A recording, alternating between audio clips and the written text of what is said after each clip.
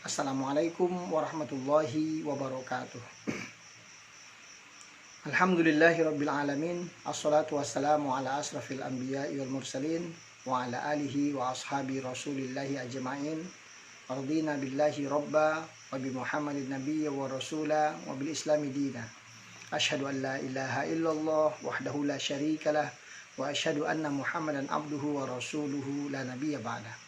Allahumma shalli wa sallim ala sayyidina Muhammadin wa ala alihi wa ashabihi wa man tabi'ahu bi ihsanin ila yaumiddin, amma ba'du.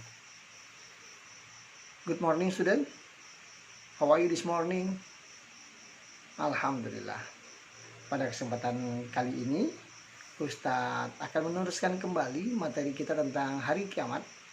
Dan ini Ustadz spesialkan tentang bagaimana awal terjadinya hari kiamat tersebut. Apa saja yang dilakukan oleh orang-orang pada waktu itu ketika di awal-awal terjadinya kiamat, dan bagaimana huru haranya kiamat ya pada waktu itu. Nah, Ustadz akan terangkan setelah ini video tentang bagaimana huru hara kejadian kiamat itu di awal-awalnya sekali. Oleh sebab itu silakan tonton. Nanti Ustadz akan memberikan beberapa soalan agar antum bisa lebih mudah memahami hal yang antum lihat dalam video ini. Itu saja dahulu, silakan menikmati.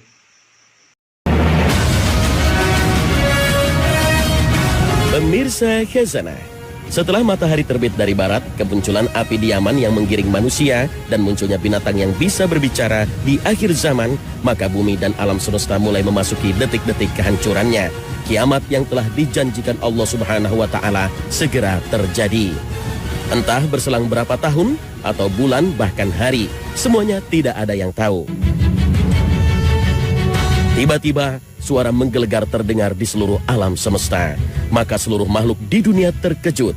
Sangkakala telah ditiup malaikat.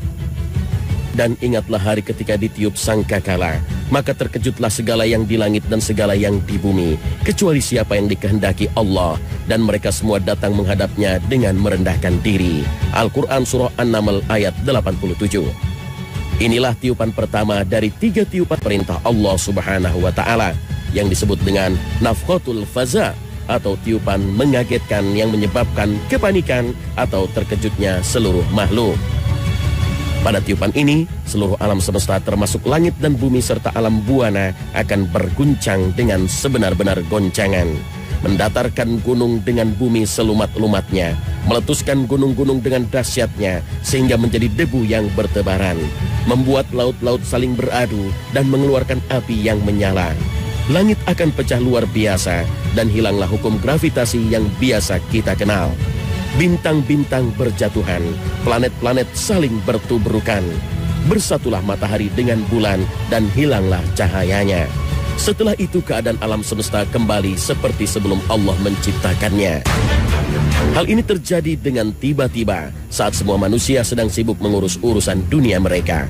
Allah Subhanahu wa Ta'ala berfirman, dan mereka berkata, bilakah terjadinya janji ini, hari berbangkit, jika kamu adalah orang-orang yang benar?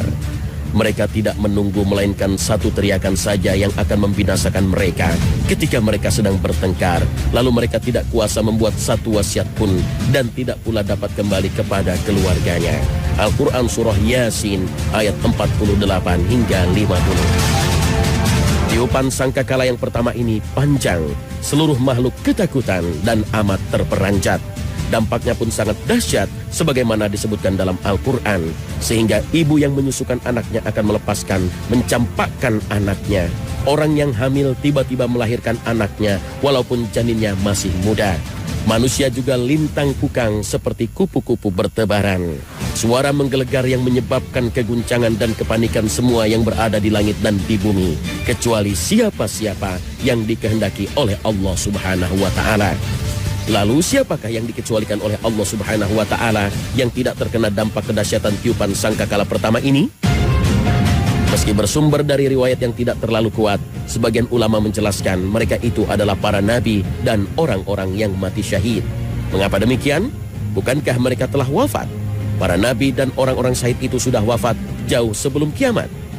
Bukankah Allah Subhanahu wa Ta'ala telah memberitahukan pada manusia bahwa sebenarnya orang-orang yang mati syahid itu hidup, tidak mati, dan terus mendapatkan rezeki dari Allah Subhanahu wa Ta'ala, sebagaimana difirmankan Allah Subhanahu wa Ta'ala. Janganlah kamu mengira bahwa orang-orang yang gugur di jalan Allah itu mati, bahkan mereka itu hidup di sisi Tuhannya dengan mendapat rezeki. Al-Quran Surah Ali Imran ayat 169. Lalu di manakah ruh-ruh para syuhada yang masih hidup ini? Nabi SAW mengabarkan dalam sabdanya, sesungguhnya ruh-ruh para syuhada itu ada di dalam tembolok burung hijau. Baginya ada lentera-lentera yang tergantung di arsy. Mereka bebas menikmati surga sekehendak mereka, kemudian singgah pada lentera-lentera itu. Hadis riwayat Muslim. Ruh-ruh mulia inilah yang tak akan terganggu dan terkena dampak dari tiupan sangkakala yang sangat dahsyat ini. Mereka mendapatkan perlindungan dari Allah Subhanahu wa Ta'ala.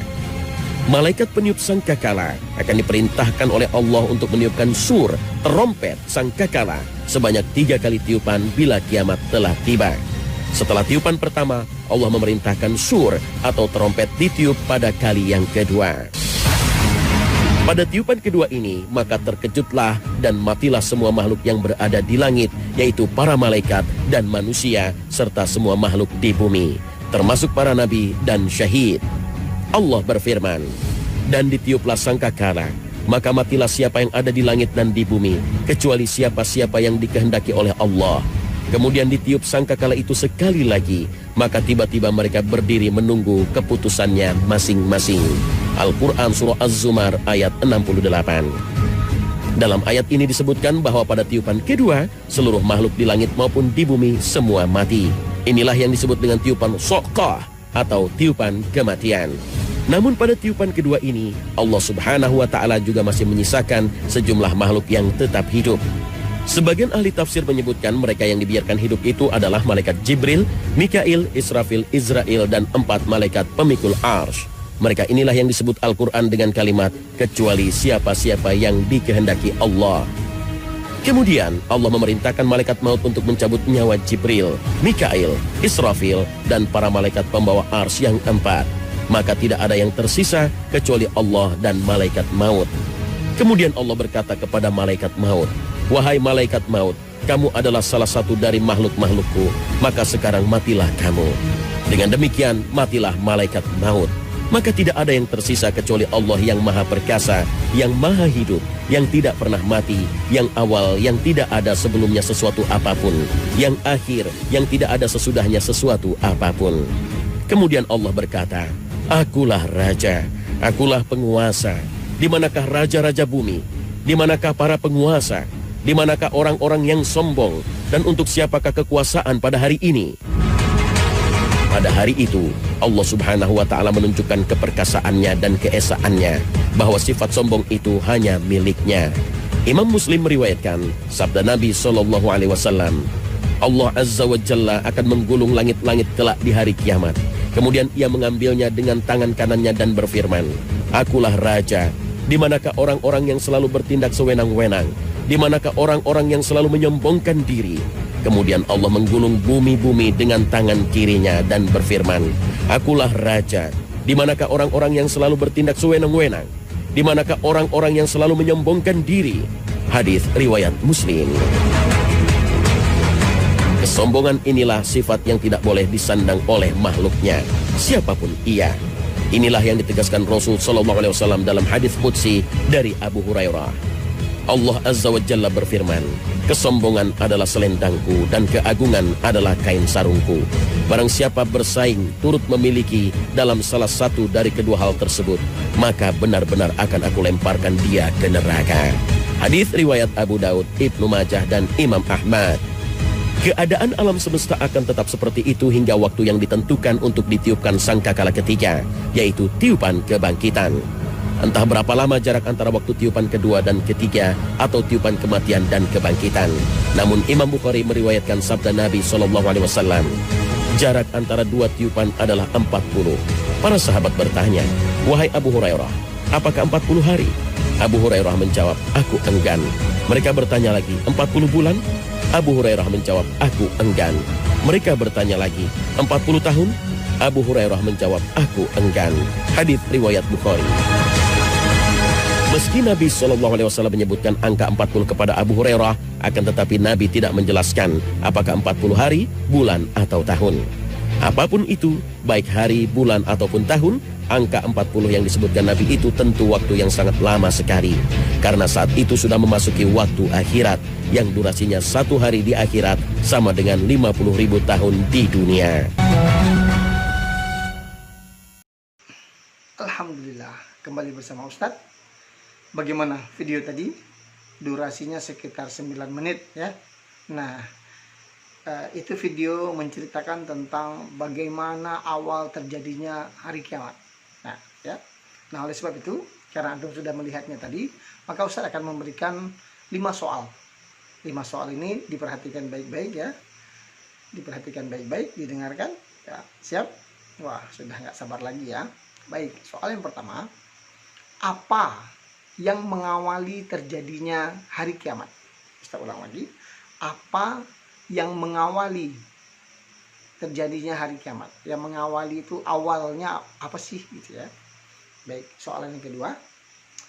Bagaimana keadaan penghuni langit dan penghuni bumi saat ditiupnya sangkakala itu? Kita ulangi lagi ya. Bagaimana keadaan penghuni langit dan penghuni bumi saat terjadinya saat ditiupnya sangkakala itu? Baik, soal yang ketiga. Berapa kali ditiupnya sangkakala sesuai dengan perintah Allah? Saya ulang. Berapa kali ditiupnya sangkakala sesuai dengan yang diperintahkan Allah? Soalan yang keempat. Siapakah malaikat yang meniup sangkakala itu? Sekali lagi, siapakah malaikat yang meniup sangkakala itu? Oke. Dan soal yang kelima, perlu antum uraikan nanti soal kelima ini ya, yaitu tuliskan apa saja kejadian yang terjadi ketika sangkakala itu ditiup di tiupan pertama, kemudian apa juga yang terjadi saat sangkakala itu ditiup di tiupan kedua, dan kemudian apa saja yang terjadi ketika sangkakala itu ditiup di tiupan yang ketiga. Oke, baik ya. Ustaz harap antum paham soalnya ya, dan antum silahkan cari jawabannya di sana dengan selalu menyimak-nyimak dengan sungguh-sungguh bacaan video yang Ustaz kirim tadi. Baik, Ustaz tunggu jawabannya. Antum boleh menulis jawabannya di kertas yang kemudian antum tulis tentunya dengan rapi menulisnya ya. Antum tulis dengan rapi, kemudian antum buat nama, dan antum fotokan dan kirim ke Ustaz juga boleh. Itu saja dari Ustaz. Selamat bekerja, selamat belajar, dan jaga kesehatan selalu ya nak. Jangan lupa selalu minum air putih ya. Jangan minum es, minum air putih hangat apalagi. Oke, terima kasih. Barakallahu fikum. Billahi taufiq wal hidayah. Wassalamualaikum warahmatullahi wabarakatuh.